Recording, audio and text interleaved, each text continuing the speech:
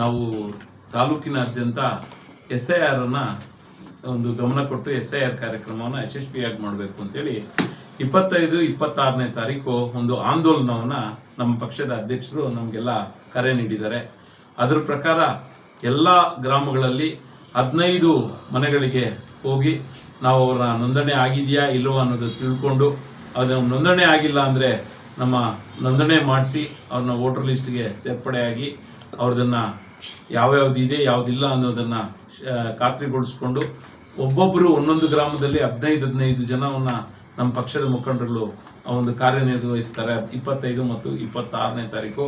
ಮತ್ತು ಅದೇ ರೀತಿಯಾಗಿ ಬೂತ್ ಟೋಲಿಗಳಂತೇಳಿ ಊರಿಗೆ 4 ಜನ ಕಾರ್ಯಕರ್ತರನ್ನ ಪಕ್ಷದ ಜವಾಬ್ದಾರಿಗೆ 4 ಜನ ಬೂತ್ ಟೋಲಿ ಅಂತ ಒಂದು ಕಾರ್ಯಕ್ರಮವನ್ನು ಕೂಡ ನಮ್ಮ ಪಕ್ಷ ನಮಗೆ ನೀಡಿದೆ. ಅದನ್ನು ನಾವು ಎಲ್ರಿಗೂ ಗೊತ್ತಾಗೋ ರೀತಿಯಲ್ಲಿ ಈ ಒಂದು ಕಾರ್ಯಕ್ರಮಗಳನ್ನು ಮಾಡ್ತಾ ಇದ್ದೀವಿ. ಇದು ನಮ್ಮ ಒಂದು SIR ಇಡೀ ರಾಜ್ಯಾದ್ಯಂತ ಯಶಸ್ವಿಯಾಗಿ ನಡೀತಾ ಇರ್ತಕ್ಕಂಥ ಕಾರ್ಯಕ್ರಮ. ಪ್ರತಿಯೊಬ್ಬರೂ ಮಾಡಿಸಿ ತಮ್ಮ ಓಟನ್ನು ನಮ್ಮ ಒಂದು ಬೂತಲ್ಲಿ ನಾವು ಸೇರಿಸ್ಕೋಬೇಕು. ಇಲ್ಲಿ ಪಕ್ಷ ಹೆಮ್ಮರವಾಗಿ ಬೆಳೆದಿದೆ, ಭಾರತೀಯ ಜನತಾ ಪಕ್ಷ.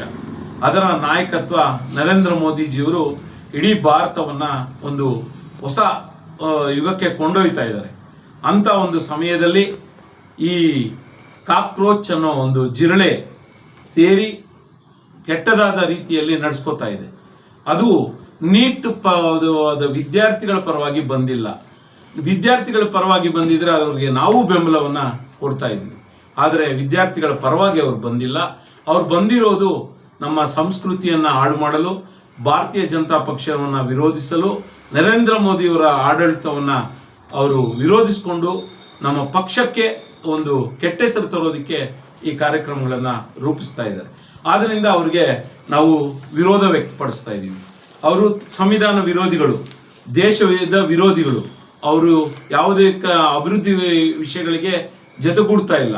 ಅವರು ಕೇವಲ ಅವರಿಗೆ ನಮ್ಮ ಅಧಿಕಾರ ಇಲ್ಲ, ನಾವು 15 ವರ್ಷ ಅಧಿಕಾರ ಕಳ್ಕೊಂಡಿದ್ದೀವಿ, ಮುಂದೇನೂ ಅಧಿಕಾರ ಕಳ್ಕೊಳ್ತೀವಿ ಅನ್ನೋ ಒಂದು ಕಾರಣಕ್ಕಾಗಿ ಈಗ ಅವರ ಒಂದು ಮಸಳೆ ಒಂದು ಆಟವನ್ನು ಆಡ್ತಾ ಇದ್ದಾರೆ, ಧರಣಿಗಳು ಮಾಡ್ತಾ ಇದ್ದಾರೆ. ಇದೆಲ್ಲ ತಪ್ಪು ಸಂದೇಶ ನೀಡೋದಕ್ಕೆ, ಜನತೆಯನ್ನು ತಪ್ಪು ದಾರಿಗೆ ಎಳೆಯೋದಕ್ಕೆ ಈ ಕಾರ್ಯಕ್ರಮಗಳನ್ನು ಅವ್ರು ಮಾಡ್ತಾ ಇದ್ದಾರೆ. ಆದರೆ ನಾವು ಭಾರತೀಯ ಜನತಾ ಪಕ್ಷದ ಎಲ್ಲ ಕಾರ್ಯಕರ್ತರು ನಾವು ವಿಷಯವನ್ನು ಕರೆಕ್ಟಾಗಿ ಅವರು ಅರ್ಥ ಮಾಡೋ ರೀತಿಯಲ್ಲಿ ಜನತೆಗೆ ಮುಟ್ಟಿಸಬೇಕು.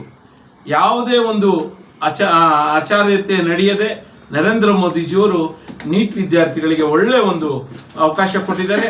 ಅದನ್ನು ರಾಜಸ್ಥಾನಲ್ಲಿ ಒಂದು ವಿಜಯೋತ್ಸವವನ್ನು ಕೂಡ ಮಕ್ಕಳು ತಮ್ಮ ಒಂದು ವಿದ್ಯೆಯಿಂದ ಪರಿಣಿತರಾಗಿ ವಿಜಯೋತ್ಸವವನ್ನು ಕೂಡ ಆಚರಿಸಿದ್ದಾರೆ.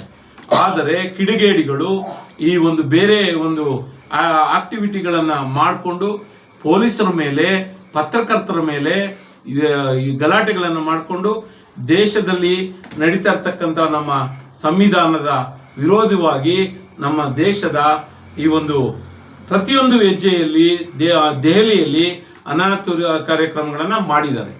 ಅಲ್ಲಿರ್ತಕ್ಕಂಥ ಸಂಸತ್ ಭವನಿಗೆ ಮುತ್ತಿಗೆ ಹಾಕಿದ್ದಾರೆ, ತಪ್ಪನ್ನು ಮಾಡ್ತಾ ಇದ್ದಾರೆ. ಸಂಸತ್ ಭವನ ನಮ್ಮ ದೇಶದ ಒಂದು ಹೃದಯ ಭಾಗ. ಅಲ್ಲಿ ನಡೆಯತಕ್ಕಂಥ ಕಾರ್ಯಕ್ರಮಗಳು, ಯಶಸ್ವಿಯಾದ ಕಾರ್ಯಕ್ರಮಗಳು ಸುಮಾರು ಅಂಬೇಡ್ಕರ್ ಹಾಕಿಕೊಟ್ಟಂಥ ಒಂದು ಸಂವಿಧಾನದಲ್ಲಿ ನಡ್ಕೊಂಡು ಹೋಗ್ತಾ ಇರ್ತಕ್ಕಂಥ ಈ ಒಂದು ಕಾರ್ಯಕ್ರಮಗಳು ಅಡ್ಡುಪಡಿಸ್ತಾ ಇದ್ದಾರೆ. ಅದನ್ನು ನಾವು ಒಕ್ಕರಳಿನಿಂದ ನಾವೆಲ್ಲರೂ ಸೇರಿ ವಿರೋಧಿಸ್ತಾ ನಮ್ಮ ಭಾರತದ ಸಂವಿಧಾನವನ್ನು ರಕ್ಷಣೆ ಮಾಡ್ಕೋಬೇಕು. ಅದೇ ರೀತಿಯಾಗಿ ಈ ಒಂದು ಬೆಂಗಳೂರಿನಲ್ಲಿ ನಡೆದಂಥ ಈ ಒಂದು ಪಕ್ಷದ ಕಚೇರಿ ಮುಂದೆ ಧರಣಿ ಮಾಡ್ತಾ ಇದ್ರೆ ಕೋಳಿ ಮಟ್ಟಗಳಿಂದ ಎಸೆದಿದ್ದಾರೆ ಕಾಂಗ್ರೆಸ್ಸಿಗರು. ಇದನ್ನು ನಾವು ವಿರೋಧಿಸ್ತಾ ಇದ್ದೀವಿ. ನಾವು ಧರಣಿಯನ್ನ ಶಾಂತಿ ರೂಪದಲ್ಲಿ ಮಾಡ್ತಾ ಇದ್ರೆ ಅಲ್ಲಿಗೆ ಬಂದು ನಮ್ಮ ಮುಖಂಡರುಗಳ ಮೇಲೆ ಮೊಟ್ಟೆಗಳನ್ನು ಎಸೆದಿದ್ದಾರೆ. ಇದನ್ನು ನಾವು ಖಂಡಿಸ್ತಾ ಇದ್ದೀವಿ, ಒಕ್ಕಲಿನಿಂದ ಖಂಡನೆ ಮಾಡ್ತಾ ಇದ್ದೀವಿ.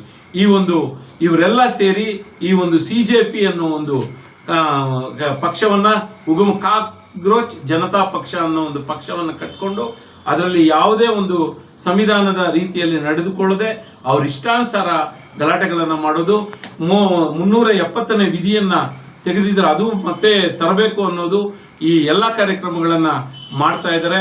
ಆದ್ರಿಂದ ಮತ್ತು ನಮ್ಮ ಶ್ರೀರಾಮಚಂದ್ರನ ಒಂದು ಎಲ್ಲರೂ ಹೇಳಿರ್ತಕ್ಕಂಥ ಸಂವಿಧಾನದಲ್ಲೇ ಬಂದಿರತಕ್ಕಂಥ ಶ್ರೀರಾಮಚಂದ್ರನ ಒಂದು ವಿರೋಧ ಮಾಡ್ತಾ ಇದ್ದಾರೆ, ಸೀತಾಮಾತೆಯ ಬಗ್ಗೆ ವಿರೋಧ ಮಾಡ್ತಾ ಇದ್ದಾರೆ. ಇವುಗಳನ್ನೆಲ್ಲ ನಾವು ಖಂಡಿಸ್ತಾ ಇದ್ದೀವಿ. ಭಾರತ ಒಳ್ಳೆಯ ಒಂದು ಸಂಸ್ಕೃತಿಯನ್ನ ನರೇಂದ್ರ ಮೋದಿಜಿಯವರ ಸಾರಥ್ಯದಲ್ಲಿ ಭಾರತ ನಡೀತಾ ಇದೆ. ನರೇಂದ್ರ ಮೋದಿಜಿಯವರ ಜೊತೆಗೆ ನಾವೆಲ್ಲರೂ ಪಕ್ಷದ ಎಲ್ಲ ಕಾರ್ಯಕರ್ತರು ಜನತೆ ಅವರ ಜೊತೆಗೆ ಇದೀವಿ ಅಂತ ಹೇಳ್ತಾ ನಿಮ್ಮೊಂದಿಗೆ ಎಲ್ಲ ಜನತೆಗೂ ಈ ವಿಷಯಗಳನ್ನು ಮುಟ್ಟಿಸ್ಬೇಕಾಗಿ ವಿನಂತಿಸ್ಕೊಳ್ತಾ ಇದ್ದೀನಿ.